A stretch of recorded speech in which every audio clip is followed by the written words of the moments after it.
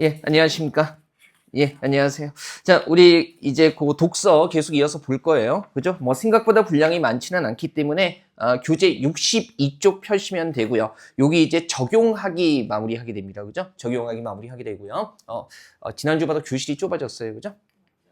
예, 뭐 어쩔 수 없죠. 자, 보시면 62쪽입니다. 9번 문제부터 한번 가볼게요. 그죠? 뭐 이를테면 기억 리을 중에서 나가 뒷받침하는 이론으로 가장 옳은 것은 그럼 결국에 나에 나타나 있는 상황하고 이제 기억부터 리을까지 연결되는 거 하나 찾아라는 거죠. 그러면 나 한번 보자고요. 화가가 사람의 얼굴을 그릴 때에는 보통 눈, 코, 입의 윤곽이 중요하므로 이를 먼저 그리게 되는데 좌안을 그리면 왼쪽에 이목구비가 몰려 있어. 그죠? 이들을 그리고 난 후 자연스럽게 오른쪽으로 이동하면서 왼쪽 뺨, 귀, 머리, 오른쪽 윤곽순으로 그려 나간다라는 거. 일단은 윤곽이 중요하기, 눈, 코, 입의 윤곽이 중요하기 때문에 어떻게 한대요? 그죠? 예, 좌안을 그리고 그다음에 오른쪽으로 이동하는데 보면 이렇게 하면 또 무슨 얘기로 나와 있어요? 그죠? 손의 움직임도 편하고 내용 짧죠. 그 다음에 그리는 도중 목탄이나 물감이 손에 묻을 확률도 줄어든다 이렇게 나타나 있습니다. 그죠? 그래서 지금 이 내용과 가장 잘 연관되는 걸 찾아야 되는데요. 한번 가보죠. 기억부터 한번 보시면 사람의 표정은 왼쪽 얼굴에 더 잘 나타난다는 이론이며 해가지고요. 그죠? 그 다음에 다른 하나는 그림을 그리는 것은 운해인데 시야의 왼쪽에 비친 상의 운해로 들어오기 때문에 그죠? 자, 왼쪽이 더 잘 그려진다는 이론. 그 다음에 마지막 하나는 대부분의 화가는 오른손으로 그림을 그리며 그죠? 오른손잡이는 왼쪽부터 그림을 그려나가는 것이 편하다는 주장입니다. 해가지고요. 그 다음에 리을 보면 좌안, 우안이 시대에 따라 어떤 경향성을 띠는 것으로 보입니다. 확실하게 날릴 수 있는 건 뭐예요? 뇌의 작용이라든가 시대에 따른 경향성이라는 것은 아예 관련되지 않습니다. 근데 나 쪽의 내용을 한번 잘 보면 그죠? 윤곽이 중요하기 때문에 뭡니까? 좌안을 그리게 된다라는 얘기를 하고 있는 거고 이렇게 하면 뭐 하다는 거예요? 오른쪽으로 이동하면서 뭐 한다는 겁니까? 손의 움직임도 편하다라는 이야기를 하고 있는 거죠. 그러면 움직임이 편하다는 내용까지 담아야 될 겁니다. 그래서 기억보다는 뭐로 택하는 게 적절합니까? 그죠? 디귿으로 택하는 게 적절할 겁니다. 일단 기억 자체는요. 사람의 표정은 왼쪽 얼굴에 더 잘 나타난다라는 그냥 하나의 사실을 얘기하고 있을 뿐이고요. 나 같은 경우는 좌안을 그렸을 때 어떤 이점이 있는가라는 얘기를 해주고 있기 때문에 오른쪽으로 이동하면서 그렸을 때 편하고 물감이 손에 묻을 확률도 줄어든다는 것은 디귿의 대부분의 화가가 뭡니까? 오른손으로 그림을 그리고 왼쪽부터 그림을 그려나가니 편하다는 요 구절과 직접적으로 대응이 되죠. 그죠? 물론 이제 가장 많이 택한 오답은 1번일 수밖에 없어요. 그죠? 1번일 수밖에 없는데 다만 가장 옳은 거 그랬으니까 나의 내용을 가장 잘 포괄하고 있는 것을 찾아야 될 겁니다. 그래서 기억이 돼버리면 뭐에 대한 것하고 연결되지 않아요? 손의 움직임이 편하다든가 그 다음에 목탄이나 물감이 손에 묻을 확률이 준다 이런 내용들을 담지 못하죠. 그죠? 그거 생각하시면 되고요. 자, 적용하기 문제에서 10번 문제입니다. 우리 63쪽 펴시면 돼요. 뭐 잘못 이해한 사람 이렇게 얘기하고 있고요.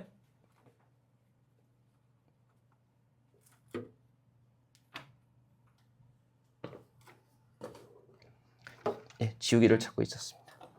예. 일단 잘못 이해한 사람이고요. 여기 보면 영희철수, 갑순, 갑돌 뭐 이런 식의 형식으로 나와 있기는 한데 그죠? 사례 적용하는 거죠. 이거 1번부터 따져보죠. 일단 줄서기의 경우에 줄을 서 있는 사람이 많을수록 나중에 오는 사람들이 그 줄 뒤에 설 확률이 더 높아 해가지고요. 뭐 지문이 길어서 일부만 띄우기는 했는데요. 이거 관련되는 내용 찾아야 되죠. 줄을 서 있는 사람이 많을수록 그죠? 그 뒤에 설 확률이 어때? 높다라는 거. 그럼 이거 어디 나와 있습니까? 1문단 한번 보시면 되죠. 이건 책으로 같이 볼게요. 1문단의 둘째 줄 보면 사람들은 자기가 확실히 알지 못하는 일에 대해서 뭐 하면 남이 하는 대로 따라하면 손해를 보지 않는다 그러면 이미 줄을 서 있는 사람이 많은 쪽 뒤에 선다라는 것은 뭐 하는 거예요? 남이 하는 대로 따라하는 상황과 연결이 되는 거죠. 그죠? 그래서 이제 일반적인 진술과 구체적인 사례의 유사성, 원리의 동일성 이런 것들 생각하시면 되고요. 그다음에 2번 한번 보면 응집력이 강한 집단에 항거하는 것은 어려운 일이야. 이런 경우에 동조력은 더 강할 수밖에 없지. 응집력이라는 것이 뭡니까? 강하게 뭉친다는 이야기를 하고 있는 거죠. 그죠? 뭉치는 힘을 얘기하는 건데 요것도요. 1문단에 한번 보시면 그죠? 네 번째 줄이죠.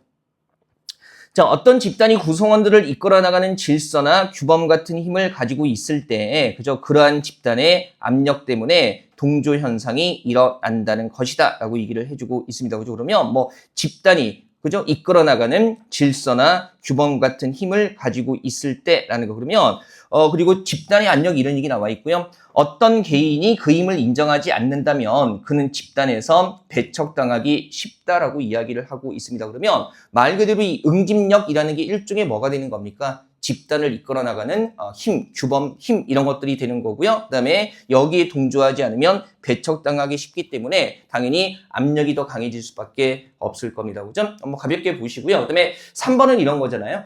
동조 현상에 영향을 미치는 요인은 우매한 조직의, 그죠? 우매한 아주 어리석고 멍청한 조직의 결속력보다 개인의 신념이라고 볼 수 있겠고, 근데 이건 잘 봐야 되는 게 역시 1문단 잠깐 볼게요.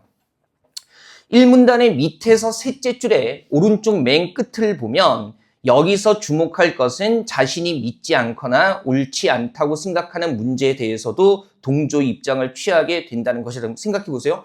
믿지 않는 게 바로 뭡니까? 자기 신념을 따르지 않는 거잖아요. 그죠? 그러면 신념에 따라서 선택하는 게 아니라 내가 믿지 않는 데로 불구하고 그 일에 대한 신념이 없는 데로 불구하고 동조하게 된다는 거고요. 그 다음에 두 번째 문단도 마찬가지인데요. 이런 거 한번 보세요.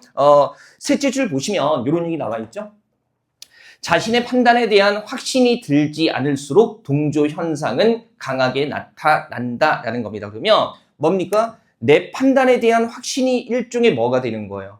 뭐하고 연결되는 거죠? 신념하고 연결이 되는 거죠. 그죠? 그러면 그런 관점에서 접근해 본다면, 그죠? 신념에 확신이 들지 않을 때 동조 현상이 나타난다는 거니까 개인의 신념이 영향을 미치는 건 아닙니다. 믿지 않는 것에 대해서도 동조하고요. 내 판단에 대한 확신이 들지 않을수록 그죠? 동조 현상은 강하게 나타난다는 거니까 개인의 신념이 영향을 미친다기보다는 여기 언급하고 있는 다른 것들이 영향을 미친다고 얘기할 수가 있겠죠. 그죠? 그래서 정답은 요거 3번 되는 거고요. 그다음에 4번 보면 아침에 수많은 정류장 중에 어디에서 공항버스를 타야 할지 몰랐는데 스튜어디스 차림의 여성이 향하는 정류장 쪽으로 따라갔었어. 이 경우 그 스튜어디스 복장이 신뢰도를 높였다고 할 수 있겠네라는 거죠. 뭐 여기도 보면 여기 보세요.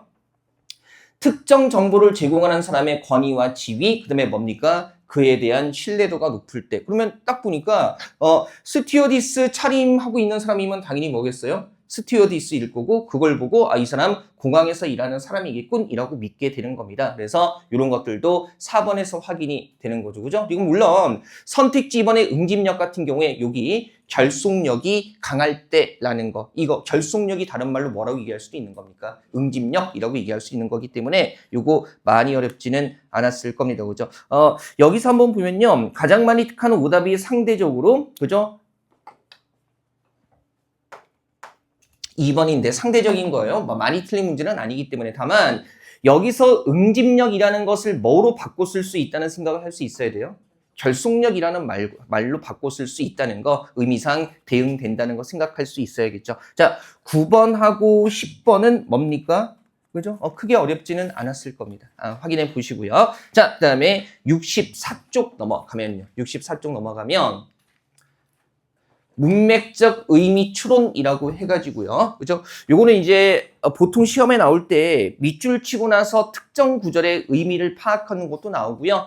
우리 이제 1, 2차 예시 문제나 아니면 국가직, 지방직, 구급 문제 보면 문맥적 의미 파악하는 게 여러 소재들의 밑줄을 쳐 두고요. 그죠? 뭐 의미가 유사한 것끼리 묶은 거. 아니면은 의미가 다른 거, 이런 거 찾는 문제가 되는 겁니다. 이때 제가 문맥적 의미라고 얘기를 한 이유는 뭐냐면 우리 왜 이들, 그들 이런 같은 경우는 문맥적인 의미라기보다는 해석의 문제가 아니라 뭐예요? 단순히 지시 대상을 파악하는 거죠. 근데 이 문맥적인 의미를 묻는 문제들은요. 글의 흐름에 따라서 의미까지 파악을 할 수 있어야 합니다. 그죠? 그래서 이거 좀 주의하셔야 되고요. 첫 번째 전략 보시면 이런 거죠.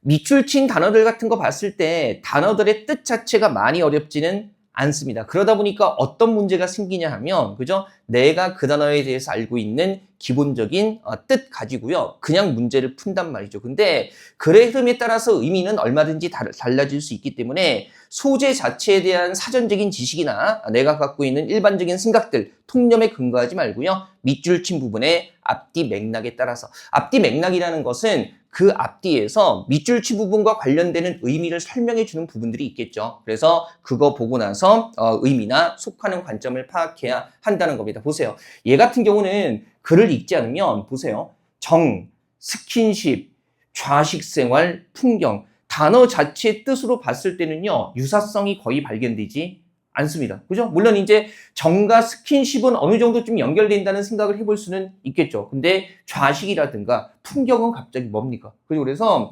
문맥적으로 의미를 파악해야 된다는 게 이런 문제들 때문에 그런 거예요. 그럼 보세요. 읽어볼 수밖에 없죠. 거리가 먼 거 얘기하고 있고요. 자, 기억부터 한번 보면 정이라고 나와 있는데 우리가 모르는 단어는 아니고요. 보죠. 온돌의 진정한 과학다움은 경험적 측면에서 접촉을 장려한다는 점이 있다. 자, 내 집을 등으로 엉덩이로 배로 비비며 느낄 수 있다는 점은 이라고 해가지고 그러면 보세요. 접촉을 장려하는데 이 접촉이라는 게 뭡니까? 내 집을 뭐로? 등으로, 엉덩이로, 배로 뭡니까? 비비며 느낄 수 있다는 점, 이게 바로 뭐 하는 거예요? 직접 닿는 거니까 접촉이 되는 거죠. 그래서 이런 것들을 정이라고 얘기를 하고 있는 겁니다. 그래서 접촉이라는 관점에서 직접 맞닿아 있는 것을 의미하는 거고요. 그 다음에 건축 양식 속에 녹아든 좋은 예의다. 부모와 자식 사이, 연인 사이, 친구 사이에서 사랑을 표현할 수 있는 방식인 스킨십을 집과 나누는 셈이다. 그럼 보세요. 앞에서 등, 엉덩이, 배로 비비면 느끼는 이것이 뭡니까? 스킨십을 나누는 셈이다. 마찬가지라는 거니까 니은은 뭐하고 비슷한 의미로 쓰인 거예요? 정가, 그죠? 정. 비슷한 의미로 쓰인 거죠. 셈과 마찬가지다. 나누는 셈이다라고 나와 있고요. 그 다음에 온돌은 기본적으로 좌식 생활에 적합하다라고 나와 있고요. 이 좌식 생활을 설명하는 구조를 보니까 뒤쪽에 뭐라고 나와 있어요? 방바닥에 털버덕 앉아서 여유를 즐기는 문화. 그러면 방바닥에 털버덕 앉아 있다는 것 자체가 집을 뭐로 느끼는 겁니까? 엉덩이로 느끼는 거니까 얘도 접촉이라는 맥락에서 쓰인 겁니다. 그러면 남아있는 게 뭐밖에 없어요? 그죠? 예, 리을의 풍경밖에는 없는 거죠. 그죠? 얘는 직접적인 접촉을 얘기하는 것 같진 않아요. 일단 기역, 니은, 디귿이 다 유사한 의미로 쓰인 거고요. 리을 쪽에 한번 보니까 한번 보세요.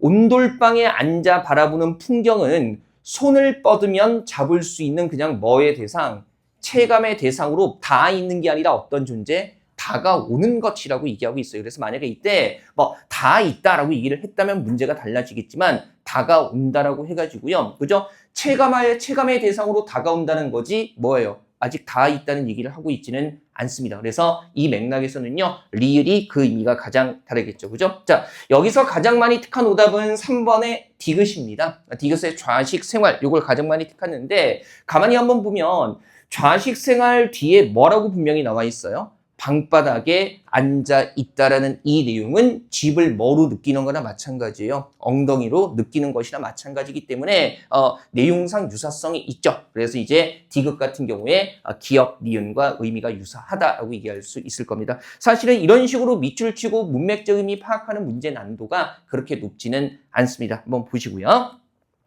두 번째 전략 한번 가보죠. 두 번째 전략 한번 보시면 이번엔 적절한 거 이렇게 이야기를 하고 있네요. 상당히 재밌는 얘기 나와 있죠. 그죠? 자, 앞에서는 뭐에 대해서 얘기하고 있어요? 그죠? 어떤 거? 예, 이런 현상을 사이토카인 폭풍이라고 하는 건데 사이토카인 폭풍이라는 게 이를테면 앞에 사례 들고 있죠. 고병원성 조류 인플루엔자 바이러스 이것의 사망자가 됐는데 이 바이러스가 치명적일 수 있었던 것은 인간의 면역 반응 때문이고, 그죠? 그 다음에 면역계가 과민 반응을 일으키면 어떻게 돼요? 이 바이러스가 어떤 바이러스? 치명적 바이러스가 된다. 그럼 이런 거죠. 이 바이러스가 면역계의 과민 반응 때문에 어떻게 되면 치명적으로 되면 목숨까지 앗아갈 정도가 된다. 뭐 그런 얘기를 해주고 있는 거네요. 그죠? 그러면서 이제 두 번째 문단에서요. 유추를 통해서 이 과정을 설명하고 있는 거죠. 유추의 방식은 우리 어렵지는 않을 겁니다. 한 상황과 다른 상황이 어떻다라는 식으로 얘기하는 거예요. 유사하다라는 식으로 얘기를 하는 거죠. 그래서 바이러스가 침입해서 치명적으로 변해서 사람의 목숨을 뺏어가는 거, 그런 과정을 어떤 상황이 빗대고 있는 건가요? 집에 도둑이 들었을 때 그러면 처음에 나오는 이 집 같은 경우는 뭡니까? 인간의 인체 정도가 될 거고요. 그죠? 그 다음에 좀도둑이 들었다면 작은 손해를 각오하고 인척을 내서 도둑 스스로 도망가게 하는 것이 상책이다. 그런데 만약 몽둥이를 들고 도둑과 싸우려 든다면 도둑은 더 나쁜 뭐가 된다는 겁니까? 강도가 된다는 겁니까? 그러면 좀도둑은 기본적으로 면역계의 과민 반응이 아니라 치명적이기 이전의 바이러스의 상태를 얘기하는 거겠죠. 그 다음에 이 좀도둑을 강도로 변하게 만드는 몽둥이가 바로 뭐가 되는 겁니까? 변화의 원인이 되는 면역계의 과민 반응이 되겠죠. 기억에 남아 있는 면역계의 과민 반응이 오히려 니은 쪽에 들어가야 될 거고요. 디귿 자체는 뭡니까? 바이러스가 과민 반응 때문에 치명적인 바이러스로 바뀐 걸 얘기하는 거겠죠. 그래서 디귿 같은 경우는 뭐가 되는 겁니까? 치명적 바이러스가 맞겠네요. 그죠? 이런 뭐 대응 관계는 쉽게 생각할 수 있죠. 그 다음에 리을 쪽에 보면 그 결과 50%가 넘는 승률로 바이러스가 승리한다라고 하고요. 그러나 승리의 대가는 비싸다. 보세요. 우리 왜 승리의 대가라는 것은 승리하는 쪽에서 승리한 다음에 승리를 위해서 자기가 갖고 있는 걸 내놓게 되는 거. 그걸 승리의 대가라고 얘기를 하고 있는 거죠. 그러면 지금 보니까 숙주가 죽어버렸기 때문에 바이러스 역시 함께 죽어야만 한다. 바이러스가 이기는 대신 자기가 갖고 있는 걸 내놓게 된다는 거죠. 그러면 요건 뭐 리얼이 일단 폐렴 증세라고 터무니없는 게 나와 있기 때문에 아니라는 건 걸러낼 수 있는데 그러면 정확히 여기서 얘기하는 승리의 대가는요. 숙주가 죽는 겁니까? 바이러스가 죽는 겁니까? 아니, 아니. 승리의 대가는 승리하는 주체가, 그죠? 즉 바이러스가 승리하는데 내가 승리하는 대신 내가 내놓는 거. 그게 뭐가 되는 거예요? 바이러스의 죽음이 되겠죠. 그죠? 물론 이제 리을에서 만약에 바이러스의 죽음이냐 숙주의 죽음이냐 이렇게 양쪽으로 건드렸다면 헷갈릴 우려는 있었을 텐데 맥락상 여기서 얘기하는 승리의 대가는 뭐가 되는 겁니까? 바로 바이러스 자신의 죽음을 뜻하는 겁니다. 그죠? 뭐 선택지 4번이 그런 식으로까지 나오지는 않았기 때문에 많이 복잡하지는 않았을 겁니다. 그죠? 그리고 리을이 가장 많이 택한 오답인데 적어도 여기서 폐렴 증세 자체가 승리의 대가는 아니에요. 이게 만약에 바이러스가 승리하고 바이러스가 치르는 승리의 대가라면 이 맥락으로 4번이 된다면 바이러스가 이기는 대신 바이러스가 뭘 얻게 된다는 겁니까? 폐렴을 얻게 된다는 아주 이상한 얘기가 돼버립니다. 그죠? 그래서 이런 것들 살짝 조심하시고요. 사실은 제가 상대적으로 많이 택한 오다 가볍게 표시해드리고 있기는 한데요. 이 문제 자체도 정답률이 그렇게 낮지는 않습니다. 그죠? 그래서 아주 기본적인 문제라고 생각하시면 되고요. 자, 그래서 우리 왜 두 번째 전략이 이런 거죠. 소재에 대한 설명 보면서 원리의 유사성 같은 것들 확인할 수 있어야 된다는 겁니다. 그죠? 자, 바이러스가 인체에 들어와서 과민 반응 때문에 치명적 바이러스가 된다. 그러면 집에 좀도둑이 들어온다는 것은 집에, 그죠? 들어오는 존재, 좀도둑이 초기 바이러스고요. 그 다음에 몽둥이 때문에 강도로 돌변하는 거니까 몽둥이가 면역계의 과민 반응, 디귿은 초기 바이러스보다 더 심한 목숨을 앗아갈 수 있을 정도의 치명적인 바이러스 이렇게 되는 거겠죠. 자, 많이 어려운 문제 아니에요. 3번 갈게요. 세 번째 전략까지 가볍게 확인하고요. 비슷한 문제를 쭉 이어서 볼게요. 자, 문맥상 가에 해당하는 의미로 사용되지 않은 것은 이렇게 나와 있어요. 그러면 지금 보니까 다 뭐에 밑줄 쳐져 있나요? 소리의 밑줄이 쳐져 있거든요. 그래서 사전적인 의미로 봤을 때 완전히 동일한 단어예요. 동일한 단어인데 문맥에 따라서 의미 해석을 해야 되는 거죠. 이런 것들은 추론적인 범주에 들어가는 거고요. 그래서 전략 3 보면 동일한 소재라도 의미가 얼마든지 달라질 수 있기 때문에 앞뒤 내용에 따라 소재 문맥적 의미 파악할 수 있어야 합니다. 일단 기준이 되는 게 가기 때문에 가 한번 보죠. 자, 가가 나와 있는 문장이 인간의 발성기관은 아주 정교하게 작용해서 여러 소리를 낼 수 있는데 초당 10여 개의 소리를 쉽게 만들어낸다. 그러면 여기서 얘기하는 소리는 인간의 발성기관이 정교하게 작용해서 만들어내는 즉 인간의 소리가 될 겁니다. 그죠? 일단 이렇게 체크해 볼게요. 그다음에 이제 니은 한번 봤더니요. 기억부터 한번 가보죠. 침팬지 얘기를 하면서요. 침팬지는 고통, 괴로움, 기쁨 등의 감정을 표현할 때 각각 다른 소리를 낸다. 일단 이것만 가지고는 가와 같은지 다른지 파악하기가 힘들어요. 그죠? 근데 다음 거 봤더니 말한다는 것을 단어에 대해 소리 낸다는 의미로 보게 되면 침팬지가 사람처럼 말하도록 하는 것은 뭐 불가능하다 그러면 침팬지가 내는 소리는 뭐가 되는 겁니까? 사람처럼 말하는 소리가 아닌 거고 그 다음에 여기 니은은 말한다는 것을 단어에 대해 소리 낸다는 의미로 보게 되면 침팬지가 사람처럼 말하도록 하는 것은 불가능하다. 그러면 이 앞에 니은의 소리는 침팬지가 내는 소리와는 반대되는 거죠. 그죠? 그러면 어떻게 되는 거예요? 여기 기억 같은 경우는 그죠? 단어에 대해 소리 낸다는 의미로 보게 되면 침팬지가 사람처럼 말하도록 하는 것은 불가능하다. 그러니까 사람이 내는 소리와 다른 소리가 되는 거고요. 그죠? 그 다음에 디귿 같은 경우는 이제 여기만 잡아내면 굉장히 편하죠. 발성기관은 정교하게 작용해서 여러 소리를 낼 수 있다. 이 소리는 인간이 내는 소리. 그죠? 그리고 침팬지가 내는 소리는 사람처럼 내지 않는다라고 나와 있어요. 그죠? 그래서 디귿 같은 경우도 비슷한 맥락이고요. 그 다음에 마지막 문단이 다 비슷한 얘기를 하고 있는데요. 리을 같은 경우는요. 다른 포유류와 달리 인간의 인두는 공명상자 기능을 해서 세밀하게 통제되는 소리를 낸다. 그러면 이건 누구만이 낼 수 있는 소리가 되는 겁니까? 인간만이 낼 수 있는 소리가 되는 겁니다. 그죠? 그래서 정답은 몇 번이요? 1번이 되는 거고요. 이것도 아주 적은 비율로 2, 3, 4번 중에 3번을 오답으로 가장 많이 택하기는 했어요. 근데 디귿은 명확하게 뭐예요? 인간의 발성기관이 정교하게 작용해서 내는 소리고 이런 소리는 다른 동물은 가능하다, 불가능하다, 불가능하다라는 얘기를 하고 있기 때문에 그죠? 뭐 읽다가 헷갈린 것 같은데 3번을 택한 비율도요. 그다지 높지는 않습니다. 그냥 가볍게 참고 삼아 보시고요.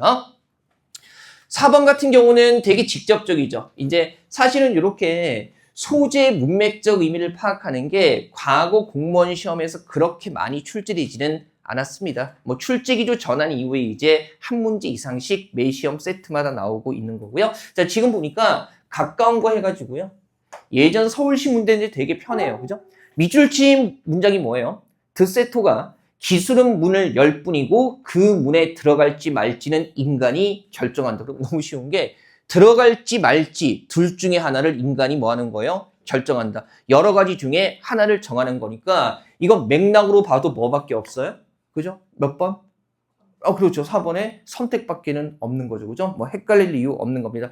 글이 짧기 때문에 복잡하지는 않아요. 확장한다, 변화를 일으킨다, 영향을 미친다, 그 다음에 이해하고 선택한다라고 했을 때 단어 자체가 원래 쓰이는 의미 그대로 쓰고 있고요. 다른 의미를 부여하고 있지는 않거든요. 그래서 읽어보면서 그거 확인하시면 되고요. 들어갈지 말지 둘 중에 하나를 정하는 거니까 당연히 여러 가지 중에 하나를 정하는 건 뭐가 되는 겁니까? 선택이 되는 거죠. 상대적으로 많이 택한 오답이 디귿이기는 한데, 그죠? 영향을 미친다는 것과 여러 가지 중에 하나를 정한다는 것은 완전히 다른 개념입니다. 그죠? 그래서 한번 가볍게 보시고요. 앞에 문제는 쉽죠? 그죠? 그 다음에 5번 한번 가볼게요. 5번. 기억이 지니는 의미를 바르게 이해한 것은. 이제 오늘 이런 부분들은 괜찮은데 이제 빈칸 들어가고요. 그리고 이제 강화, 약화 이런 부분들은 좀 많이 까다로운 측면이 있습니다. 그죠? 한번 가보죠. 기억이 지닌 의미를 가장 바르게 이해하는 거. 바르게 이해한 거 찾는 거고요. 기억 보니까 멍해를 메어야만 하는 것일까라고 이야기를 하고 있어요. 우리 원래 멍해라는 게 뭐예요? 멍해. 이게 도시인들 같으니라고. 멍해가 뭡니까? 우리 왜 옛날에는 맞아요. 그 소로 그쵸 밭 갈았잖아요. 그래서 왜 소가 끄는 쟁기 보면 사람이 쓰는 쟁기만 하죠. 이만하죠. 그쵸? 이만큼 해서 이렇게 밑에 이렇게 휘어진 갈고리 같은 거 달려 있는데 그거를 이제 소하고 연결을 해야 되는데 어떻게 하는 겁니까? 그 막대기로 연결해 가지고 막대기 끝을 그죠? 이 막대기 끝을 소의 등에 건단 말이죠. 그죠? 그래서 요걸 우리가 뭐라고 하는 거예요? 멍해라고 하는 겁니다. 그러면 그렇게 무거운 멍해 같은 걸 그죠? 소 등에 얹게 되면 소가 자기 마음대로 움직일 수가 없겠죠. 그래서 마음대로 행동할 수 없도록 얽매는 걸 우리가 멍해를 맨다라고 하는 겁니다. 기본적인 사전적 의미예요. 그죠?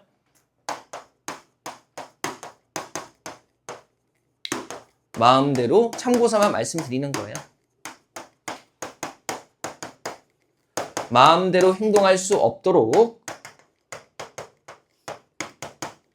얽매이는 것을 우리가 멍에를 매다라고요. 가장 기본적인 의미로 쓰는데, 근데 설령 멍에를 매다라고 해가지고요, 이 사전적인 의미를 알고 있다 손 치더라도 마음대로 행동할 수 없도록 얽매이다라는 게 1, 2, 3, 4번에 없거든요, 지금. 그래서 이제 전체 흐름을 봐야 되는데요. 지금 이 글에서 얘기하고 있는 바는요, 1문단에서, 그죠? 모든 문화가 서구와 서양식으로 되어 있지만, 이 현실 속에서 필자가 말하고자 하는 바는 뭐예요? 필자가 말하고자 하는 바는 민족 문화의 전통을 찾고 뭡니까? 이를 계승하고자 한다. 그죠? 이 말을 하고 싶은 건데, 근데 이렇게 말을 하면 모든 것이 서구화되어 있기 때문에 편협한 배타주의나 다른 것을 무조건 배척하는 것이나 우리 것만 굳게 지키는 것으로 오인되기에 알맞은 이야기가 될 것 같다. 그죠? 현실 상황에서 전통을 찾고 계승하자고 한다면 뭡니까? 그죠? 사람들이 나쁘다는 얘기를 하는데, 그죠? 그건 뭡니까? 일종의 오인이라는 말을 하고 있는 거고요. 그 다음에 보세요. 그러면 민족 문화의 전통을 말하는 것은 반드시 보수적이라는 멍에를 메어야만 하는 것일까? 그러면 보수적이라는 것은 앞에 나왔던 뭐하고 통하는 거예요? 배타주의나 국수주의하고 통하는 면이 있죠. 그러면 전통을 말하는 것이 이런 식으로 보수적이라는 멍에를 메어야 하는가? 배타주의나 국수주의라는 나쁜 소리를 들어야만 하는 것인가 정도의 맥락으로 보는 게 적절하겠죠. 그죠? 그러면 나쁜 소리를 듣는다. 뭡니까? 일종의. 그렇죠. 비난을 받아야만 하는 것일까 정도의 맥락으로 보는 게 적절하겠죠. 서구화된 상황에서 전통 계승하자 그러면 나쁘다라고 얘기를 하는데, 이렇게 전통을 말하는 것이 이런 식의 이야기를 들어야 하는가? 그죠? 나쁘다는 이야기하고 있는 거니까 비난을 받아야만 하는 것인가? 이렇게 연결해야 되는 거고. 그다음에 보세요. 3번에 이게 가장 많이 택하는 오답인데요. 현실을 부정해야만 하는 것인가? 그럼 보세요. 민족 문화의 전통을 말하는 것이 반드시 보수적이라는 현실을 부정해야만 하는 것인가? 이렇게 연결을 해보면 말이 안 되죠. 지금 여기서는요, 여기서 얘기하고 있는 현실은 1문단에서 모든 문화가 서구화되어 있다는 거죠. 그러면 서구화되어 있는 게 현실인데 보수적이라는 현실을 부정해야만 하는 것인가? 이 글에서는 이미 현실 자체는 서구화되어 있다는 걸 인정하고 있기 때문에 보수적이라는 현실을 부정해야만 하는 것인가? 이렇게 이었을 때는 앞글의 내용과 연결이 되지 않습니다. 그죠? 그래서 3번은 안 되는 거예요. 보수적이라는 현실을 부정해야만 하는 것인가? 근데 보수적이라는 현실, 여기에 주목하게 되면 지금 여기서 얘기하고 있는 현실은요, 보수적인 현실이 아니라 뭐가 되는 겁니까? 서구화된 현실입니다. 그죠? 그래서 보수적이라는 현실을 부정한다라는 게 말이 되지는 않아요. 괜찮아요? 그죠? 이거 한번 보시고요. 자, 그다음에 6번 문제 갑니다. 6번. 얘는 관계를 좀 잘 따져야 되죠. 기역, 니은의 관계와 유사한 것은 이게 무슨 우리가 동음이 관계 아니면 반의 관계, 그죠? 다의 관계 이런 어휘의 관계를 물어보는 게 아니라 문맥적인 의미를 파악해서 그것이 어떤 의미 관계를 형성하는가 물어보는 겁니다. 한번 가보죠. 그러면 일단 기억이 언어 기호로서의 언어고요. 니은이 담화, 이야기로서의 언어입니다. 그죠? 기억하고 니은 딱 나와 있고요. 근데 이것만 가지고는 두 개의 관계가 뭔지 바로 보이지는 않아요. 물론 기억의 기호라는 말이 들어가 있는데 담화, 이야기, 아니 기호와 이야기가 도대체 무슨 관계지? 라는 의문을 가질 수밖에 없거든요. 더 읽어야죠, 당연히. 그죠? 그러면 보세요. 일단 기억의 의미 얘기해주고 있네요. 기억 같은 경우에 언어 기호로서의 언어라는 것은 나와 있네요. 특정 개인에 의해서 만들어진 것이 아니라, 이거 아니라 뭐예요? 누구나가 그렇게 사용하도록 약속되어 있는 형식이라는 겁니다. 그죠? 그래서 기억의 의미는요, 누구나가 그렇게 사용하도록 약속되어 있는 형식을 얘기하는 거고요. 그 다음에 다음과 같은 언어 표현은 후자, 니은에 속한다는 건데 가볍게 예를 들어주고 있고요. 의미 나와 있네요. 얘는 현실적인 언어 활동으로서, 이게 니은 가지고 얘기하는 거죠. 현실적인 언어 활동으로서의 담화이며 음성이나 문자로 된 거? 실현된 거. 그러면 우리가 여기서 기억과 니은의 관계를 충분히 잡을 수 있죠. 그죠? 기억 같은 경우는 누구나가 그렇게 사용하도록 약속된 형식이 될 거고요. 그다음에 니은 같은 경우는 그런 형식이 실제로 된 거? 실현된 거. 그죠? 그러면 약속된 형식과 그러한 형식이 실제로 실현된 것이라는 관계를 잡으면 될 겁니다. 그죠? 그러면 그런 관계로 되어 있는 게 뭐예요? 3번이죠. 그죠? 작곡가가 작곡한 작품이라는 건 일종의 악보 얘기하는 거잖아요. 그죠? 그러면 이것은 일종의 이렇게 하라고 정해진 형식이 될 거고, 그다음에 실제 연주라는 것은 그 형식을 실현한 것이라고 얘기할 수가 있겠죠. 그죠? 그래서 그거 한번 보시면 되고요. 여기서 가장 많이 택한 오답이 1번이거든요. 얘는 좀 많이 택했어요. 그러면 보면 1번에 집과 건축 재료라고 했을 때 우리가 쉽게 생각해 보면 건축 재료를 가지고 실제로 만들어낸 게 뭐예요? 결과물이 집이 되는 거니까 이런 생각하는 거죠.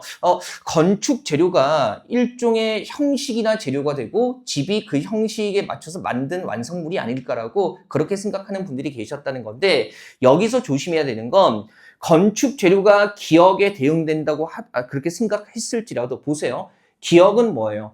누구나가 그렇게 사용하도록 약속되어 있는 뭡니까? 형식이죠. 근데 건축 재료는 모든 사람이 집을 지을 때 그저 약속된 재료를 써야 한다는 그런 규칙이 없습니다. 그래서 1번에서 건축 재료를 그런 식으로 착각한다고 했을지라도요, 정확히 문맥에서 확인되는 게 누구나가 그렇게 사용하도록 약속돼 있다는 것을 본다면 집을 짓는 건축 재료는 집 짓는 사람에 따라서 얼마든지 달라질 수 있기 때문에, 그죠? 이 건축 재료 자체를 누구나가 그렇게 사용하도록 약속된 형식이라고 볼 근거가 없는 거죠. 그죠? 그렇게 해서 1번 걸러내시면 돼요. 그죠? 한번 보시고. 그 다음에 2번하고 4번은 굳이 설명 안 드려도 될 것 같습니다. 그죠? 2번하고 4번은 굳이 설명 안 드려도 될 것 같고요. 자, 그다음에 7번 한번 가보죠. 7번. 이쪽의 문제는 좀 무난했죠? 네, 그래요. 그러니까 대부분 이런 정도 수준의 문제입니다.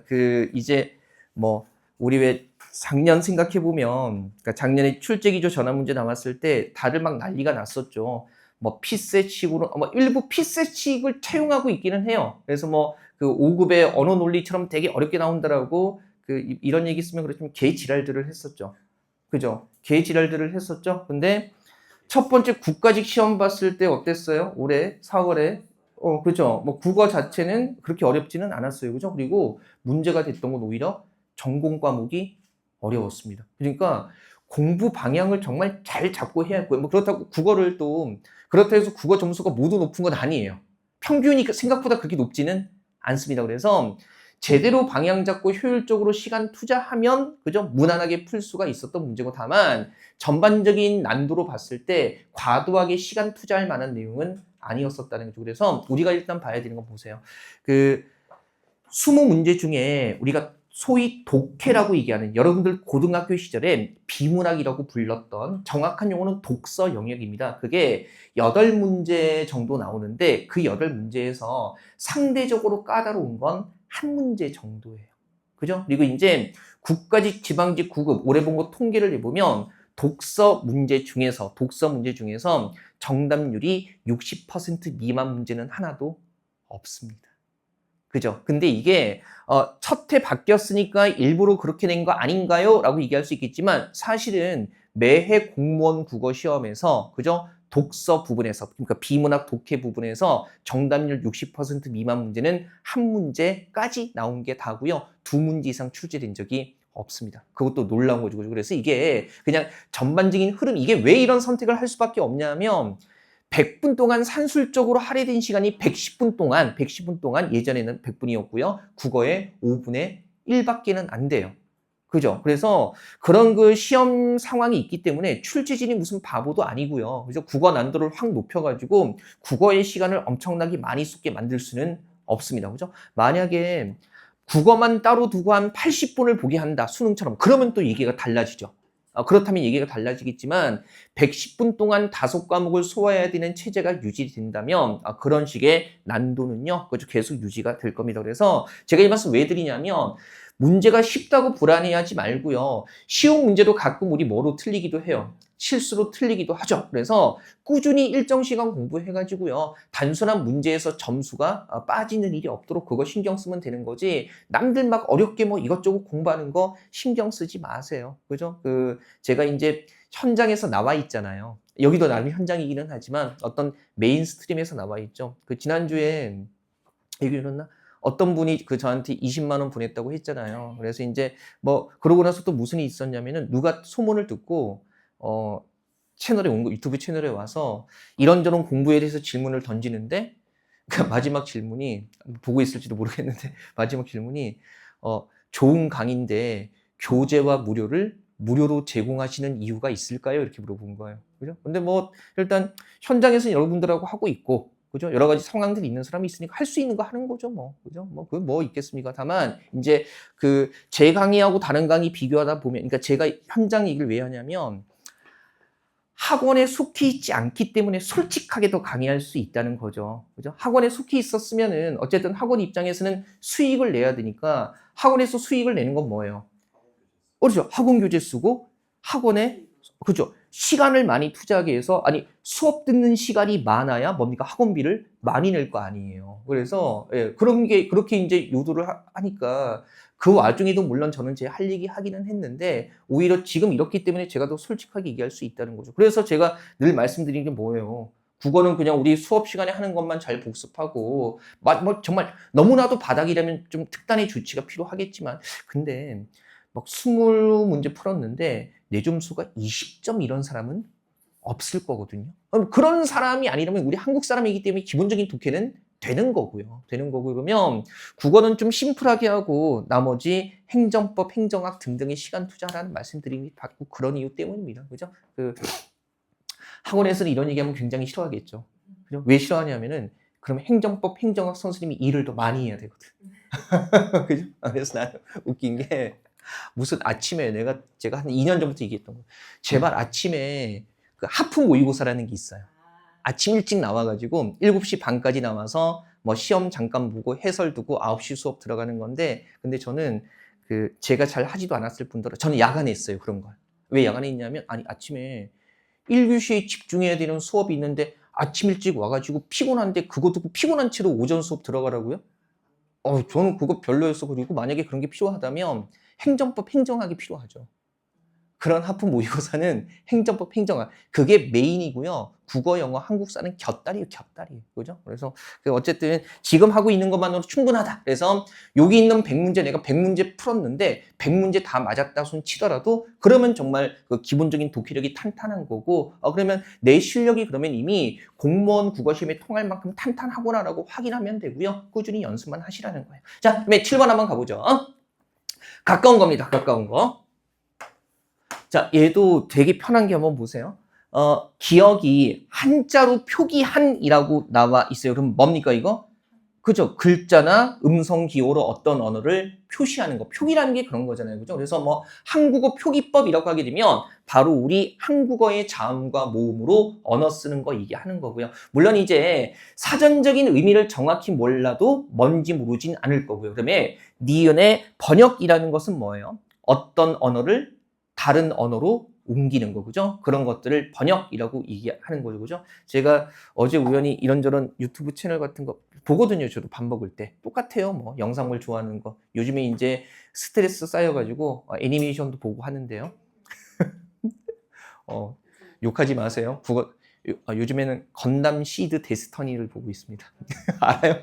그래서 건담 시리즈 알아요? 건담 시드 데스터니 하루에 하나씩 25분짜리 이렇게 보고 있어요. 많이 볼 수는 없고. 근데 제가 이제 언어나 이런 것들 많이 보다 보니까 프랑스인하고 미국인인가 둘이 나와서 한국어 소설 번역하는 외국인들이에요. 그래서 우리말을 거의 원어민 수준으로 하는데 한국어 번역이 악마의 번역이라고 둘이 얘기를 하더라고요. 그러니까 언어가 안 좋다가 아니라 좋다고 칭찬하는 이런 거죠. 그래요.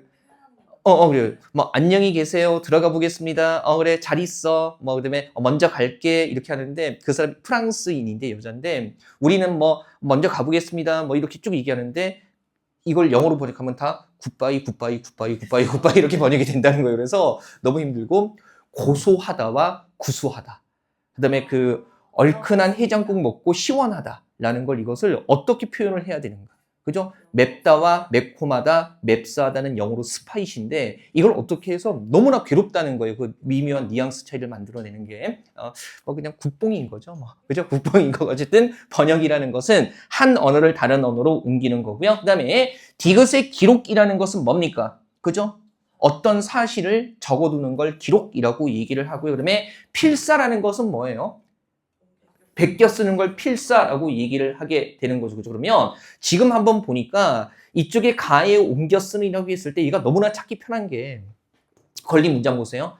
한글 소설의 누구는 필사자는 내용을 바꾸고 싶다는 의지가 있다면 쉽게 바꿀 수 있었고 한글 소설은 인쇄본이 아니라 뭐로 유통됐기 때문에 필사본으로 유통됐기 때문에 그러면 필사본으로 유통됐기 때문에 옮겨 쓰는 과정에서 이 옮겨 쓰는 건 뭐 하는 거 얘기하는 거예요? 그러면 필사하는 거 얘기하는 거죠. 이게 이제 보세요. 언제 나왔던 올해 국가직 9급에 나왔던 겁니다. 그래서 60% 미만 문제 거의 없다라는 제 말이 납득이 되실 겁니다. 그죠? 앞에 막 열심히 읽었는데 마지막에 보니까 옮겨 쓰는 앞에 뭐 필사본으로 유통됐다. 그러면 뭐예요? 옮겨 쓰는 형식으로 유통됐다라는 거 얘기해 주는 거고 옮겨 쓰는 걸 뭐라고 한다는 겁니까? 필사라고 한다는 거죠. 얘는 가장 많이 택한 오답을 살펴보는 게 의미가 없습니다. 그죠? 의미가 없고요.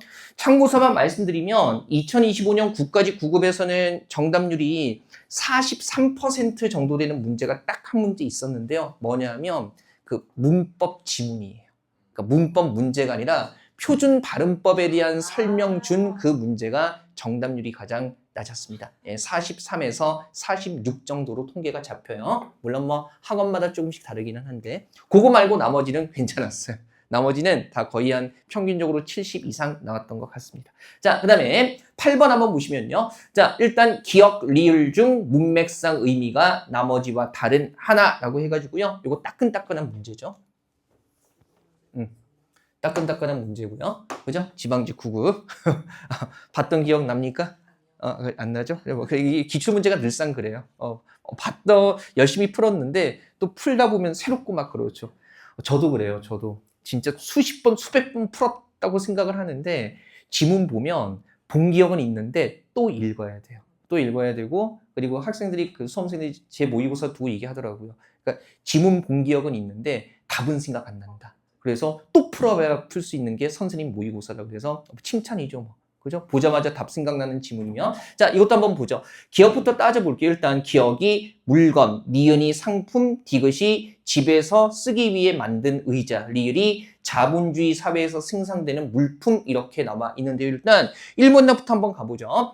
자 1문단 한번 보시면요. 셋째 줄이에요. 1문단의 셋째 줄. 소비되는 것을 흔히 뭐라고 불러요? 상품이라고 부르지만 실은 재화라고 해야 하는데 재화는 뭘 목적으로 하고요? 소비를 목적으로 하고 그러면 재화는 먼저 나왔으니까 어쩔 수 없죠. 소비를 목적으로 하는 건 재화고 그 다음에 상품은 어디에서?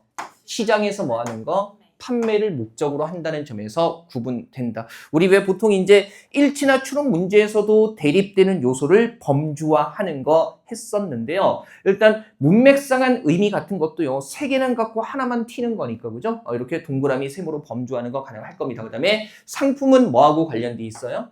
자본주의 시대에 이르러 출현했다라는 겁니다. 그죠? 그러면 보니까 냉전 시대에는 다음과 같은 말이 있었다. 자본주의에서는 상인이 최고이고 사회주의에서는 공직자가 최고이다. 자본주의는 자유경쟁을 기본으로 하기 때문에 보세요. 물건을 싸게 사서 비싸게 파는 그러면 이 물건은 뭐 하는 겁니까? 팔리는 물건이니까 판다라는 건 판매죠? 그럼 뭐예요?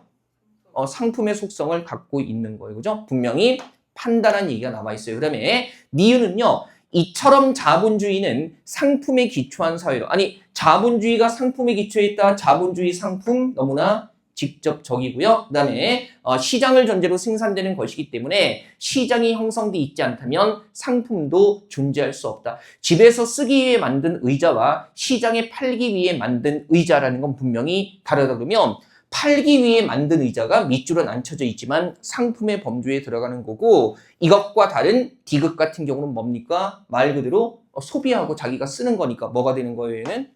동그라미. 재화의 성격이 강하겠죠. 그죠? 물론 앞까지 많이 갈 필요도 없고요.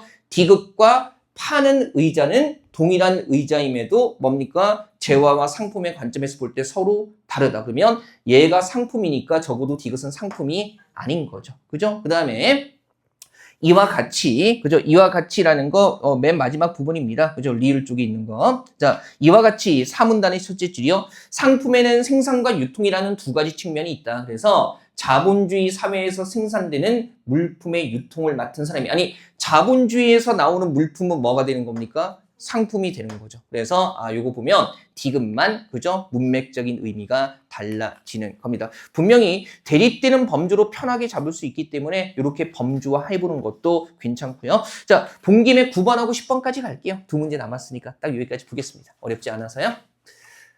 자, 9번 같은 문제는요, 하도 이렇게 문맥적 의미를 묻는 문제가 예전 문제로 존재하지 않아서 정말 옛날 걸로 끌어오기는 한 거고요. 이 문제 정도는 참고 삼아 보셔도 될 것 같습니다. 근데 일단 보세요. 전향자, 수용, 인정, 기대, 승리해서요.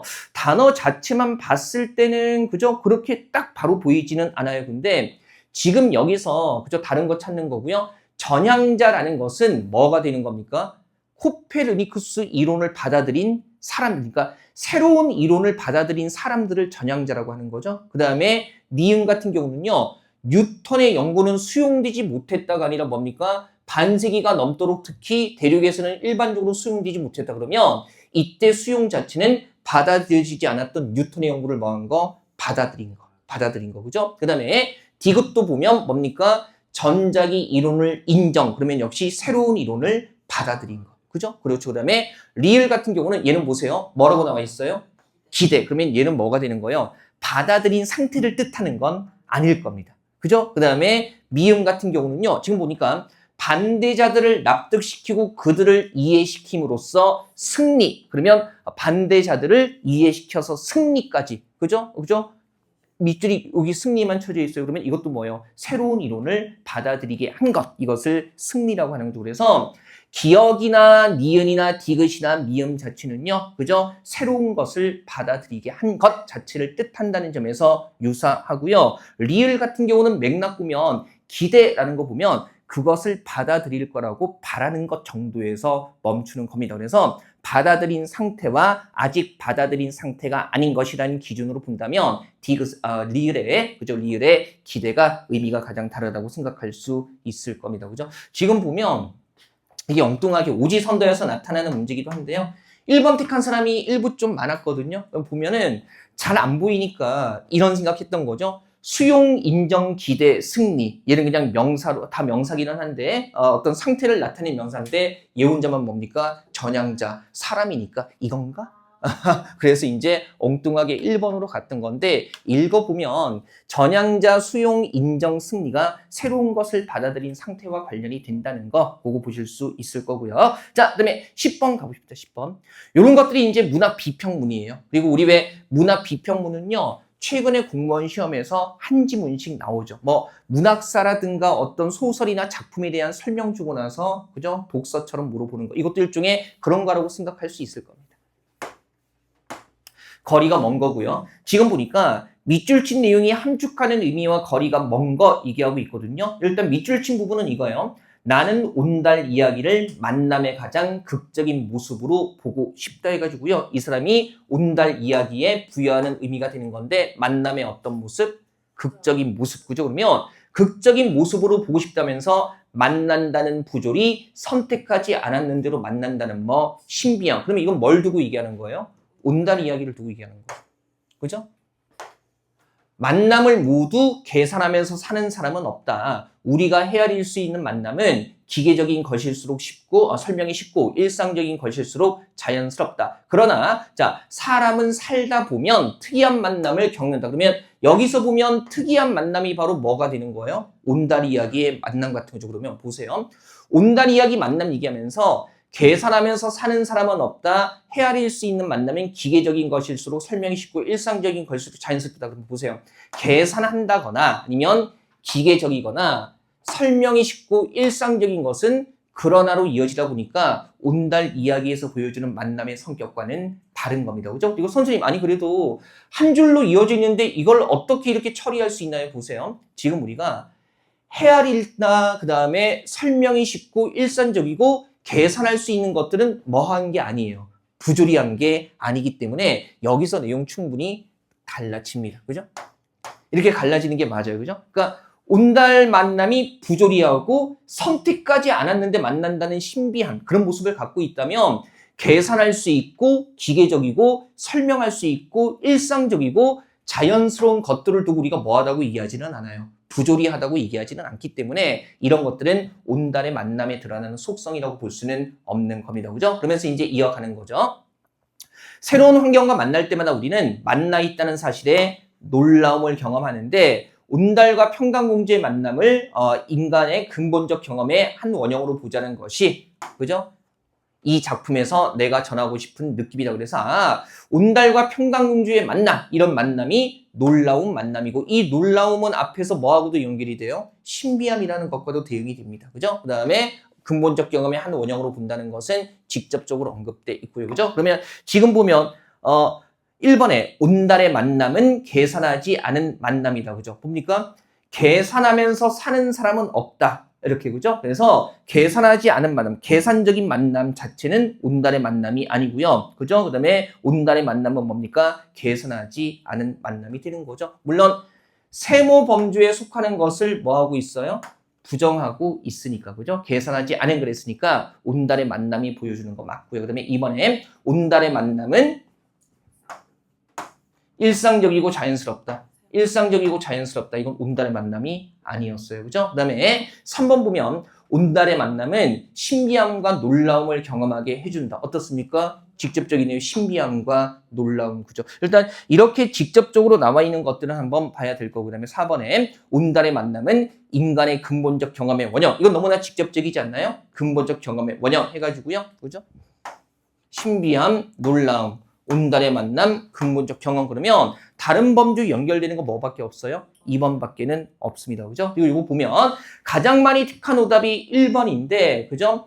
만남을 모두 계산하면서 사는 사람은 없다라는 요 구절 때문에 이제 걸리적거리는 건데 우리가 적어도요 온달의 만남을 계산적인 만남으로 볼 수는 없는 게 뭐 때문에 그래요? 만난다는 부조리라는 거죠. 계산한다라는 것은 그죠? 식으로 나타내가지고 딱 맞아 떨어진다는 얘기인데 그렇게 할 수 있는 것들을 우리가 부조리하다고 얘기하지는 않아요. 그래서 온달의 만남은 계산한 만남이 아니라 계산하지 않은 만남으로 보는 게 적절할 겁니다. 괜찮으시겠어요? 예, 한번 보시고요. 자, 잠깐 숨 좀 돌렸다가요.